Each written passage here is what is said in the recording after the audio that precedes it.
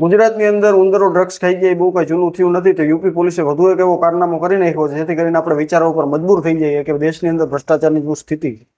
વાત કંઈક એમ છે, 15-20 વર્ષ પહેલા એક મહિલા દિવાળીના દિવસે આત્મહત્યા કરી જાય છે અને એના શરીર ઉપર જેટલા પણ સોનાના આભૂષણો હોય એ ઉતારીને પોલીસને આપી દેવામાં આવે છે.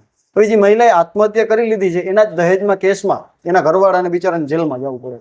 2024ની અંદર પુરાવાના અભાવે એને નિર્દોષ છોડી મૂકવામાં આવે છે. એની વ્યક્તિ કોર્ટમાં જાય છે અને માંગણી કરે છે કે ભાઈ મારા જે દાગીના હતા, મારા જે સોનાના આભૂષણો હતા એ મને પાછા આપી દેવામાં આવે.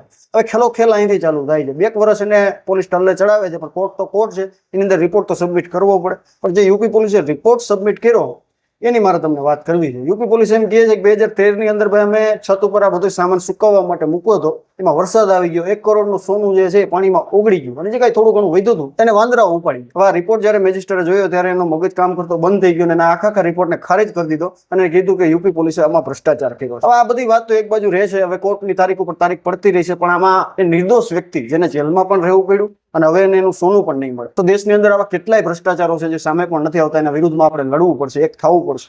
તમારો આ બાબતે શું વિચાર છે? કમેન્ટ બોક્સમાં જરૂરથી જણાવજો. જય ભારત, જય હિન્દ.